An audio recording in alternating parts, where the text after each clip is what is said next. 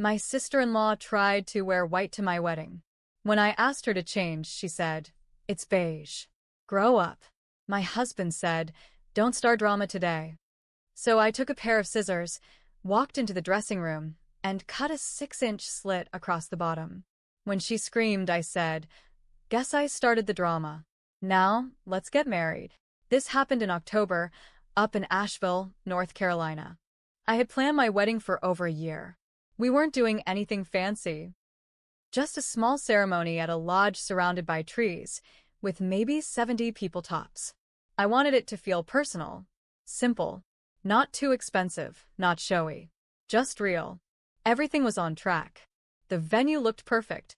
The food was delivered on time. The music was exactly what we wanted. The weather held up. Everything was going right. Until Mara showed up. Mara is my husband's younger sister. She's 28, works in marketing, and thinks she's better than everyone. The kind of person who pretends to be nice but always makes these little comments that dig under your skin. Like, she once told me, "You're brave for wearing horizontal stripes." Stuff like that. I don't like her. Never have. But I've always kept things civil for Mark, my husband. He's close with her, even though she's never really respected him either.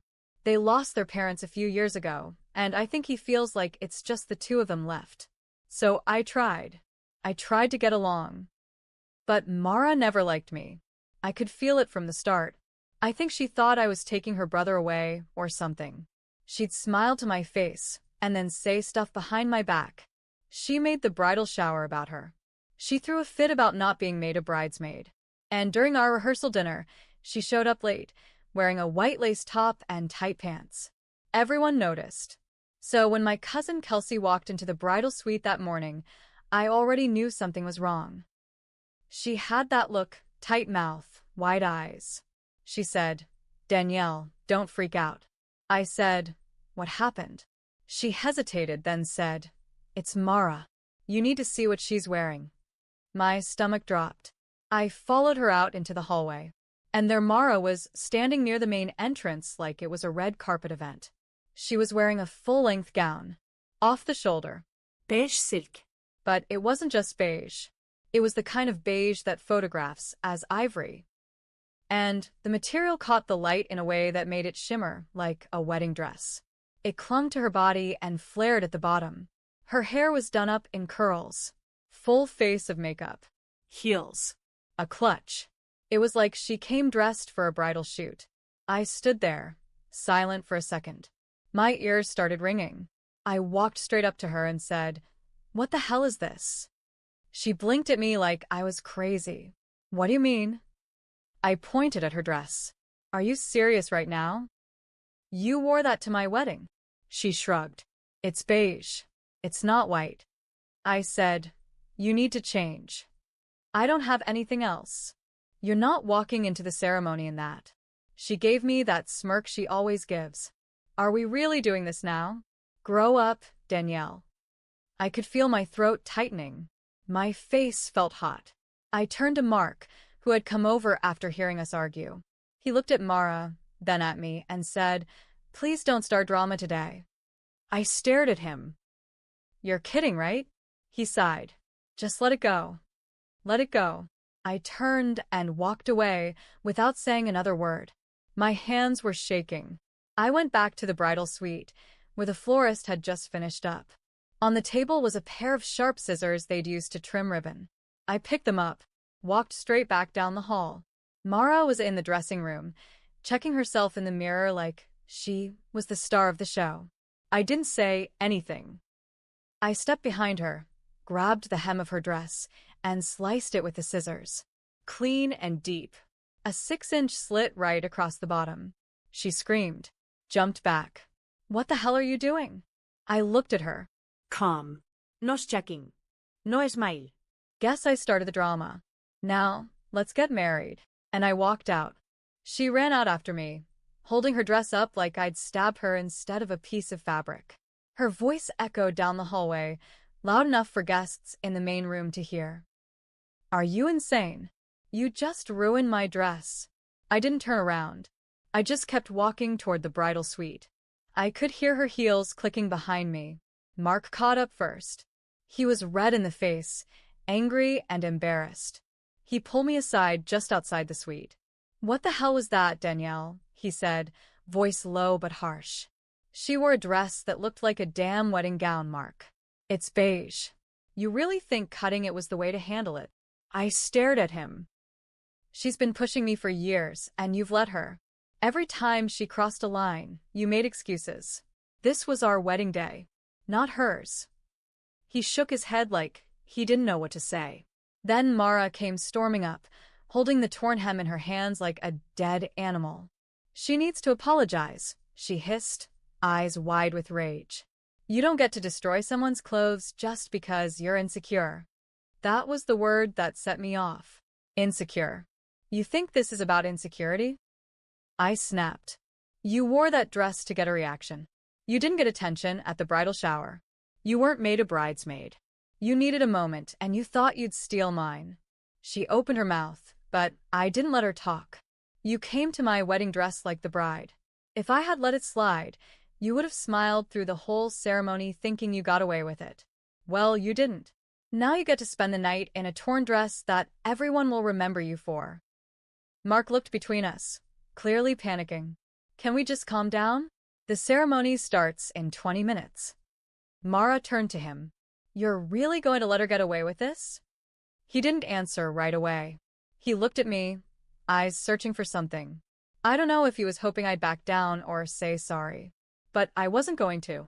Kelsey popped her head out of the bridal suite and called, "We've got 5 minutes. You ready, Danny?" I said yes, and walked away. The ceremony went ahead. Mara sat in the front row with a safety pin holding the slit together and a shawl over her shoulders. I saw her sulking the entire time, but I didn't care. At least not in that moment. What came later, though, is what really started everything. Because 3 days after the wedding, my husband told me something I didn't expect. Something that turned all the tension into something much darker. 3 days after the wedding, we were back home in our apartment, sorting through gifts and thank you cards. It should have been a calm day. Quiet. But something was off with Mark. He wasn't smiling, wasn't really talking. He kept checking his phone, putting it down, then picking it up again. I asked, "What's wrong with you?" He didn't answer right away. Just sat there on the couch, holding his phone like it was burning his hand. Then he finally said, "Mara's not speaking to me." I laughed. "Good." He didn't laugh back. "She's really upset. She should be embarrassed." He looked at me, then stood up and paced around the room. That's when I knew it wasn't just about the dress. Something else was coming. "She sent me a long message," he said, "about the wedding, about you, about how you've treated her." I rolled my eyes. Of course she did. What did she want? An apology? She can forget it. He hesitated. "She said, she told me to be careful. That you're controlling. That you've been pushing me away from my family." I laughed again, but this time it sounded cold even to me. "You mean the same family who barely talks to you unless they need something? Your sister who made the day about herself? That family?" She said you've always been jealous of her. I snapped. "You believed that?" "No. I mean, not really." But the way he said it, not really, it hit different. He was hesitating, second-guessing me. And that's when I realized. This wasn't just about the wedding anymore. Mara was trying to drive a wedge between us. And maybe she had already started. So I asked, "What else did she say?" He looked away. "She said you told her you didn't want me talking to her anymore. That you said I should cut her off." My blood turned to ice. "I never said that." I told him, voice flat. "I've always told you to handle things with her how you want. I just don't let her walk all over me." He didn't respond. That night, while he was in the shower, I opened his phone. I know it's wrong. I know. But I had to see for myself.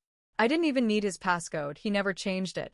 There were dozens of texts between him and Mara, but one stuck out. It was from the night before the wedding. She had sent a picture of the beige dress, and she wrote, "Think Danielle will lose her mind over this?" And Mark replied, "Just don't push her. Not today. Not no. Not don't wear it. Just Don't push her. He knew. He knew. And he let her do it anyway. I put his phone down. Something had changed. Not just with her. With him too. I couldn't unsee that message. This wasn't over. Not by a long shot. I didn't say anything that night. I went to bed beside him, just like always. But I didn't sleep. I kept thinking about that text. That smug little angel emoji she added. And his weak response. He didn't defend me. He didn't stop her. He knew she was baiting me, and he let her. Over the next few days, I watched him closely. I needed to know what side he was really on. And the more I looked, the clearer it got. He was still tied to her. She'd call him in the middle of dinner, and he'd take it. She'd send some meme or TikTok, and he'd laugh like nothing ever happened. Finally, one night I asked, "Do you think what she did was okay?" He paused. No. But you cutting her dress wasn't okay either. So you're saying we were both wrong? I'm saying you escalated it. And just like that, it all came crashing down. He wasn't on my side. Not really. He was trying to play both sides like he always had. Keep Mara happy. Keep me calm. But there's no middle ground when someone's tearing your life apart from the inside. That night, I made a choice. I packed a bag while he was out. Just enough for a few nights. Then I went to stay with my cousin Kelsey. I didn't say anything at first, just told him I needed space. But I was already planning my next move. I found a lawyer. I started the paperwork. We'd only been married a week, but I knew I couldn't live a life tied to her. And to someone who let her win. Because that's what he did. He let her win. But I wasn't done yet. I sent Mara a message. One line, "Check your mail in a few days." Then I dug through every photo, every story, every moment Mara had posted about herself online. I found her resume. I found her company's website. And I sent a clean, detailed email, anonymously, to her HR department. With attachments. Her texts mocking me. The photo of her dress before the wedding. A clip from the wedding where she's clearly the only guest dressed in bridal white. I explained it all. How she tried to hijack the day, provoke a public fight, and embarrass her brother's wife. I made it sound like she had a pattern of manipulative behavior and was willing to ruin a family event just to get attention. A week later, she lost her job. Not fired, technically, but let go due to restructuring. I wasn't stupid. I knew what that meant. Her Instagram went quiet. Her smug little stories stopped. And Mark? Mark begged me to come back. He said he'd cut contact. Said he didn't know how bad she was. But it was too late. I signed the divorce papers 2 months later. He looked shell-shocked sitting across from me in that cold office. Said I was overreacting. Said we could work through it. I told him, "You never stood up for me. You protected her. You let her tear me down. Over and over. I won't spend my life cleaning up after your cowardice." He cried. I didn't. I walked out and never looked back. I don't regret the scissors. I don't regret the email. I regret trusting someone who never had the strength to choose me when it counted. But I'm free now.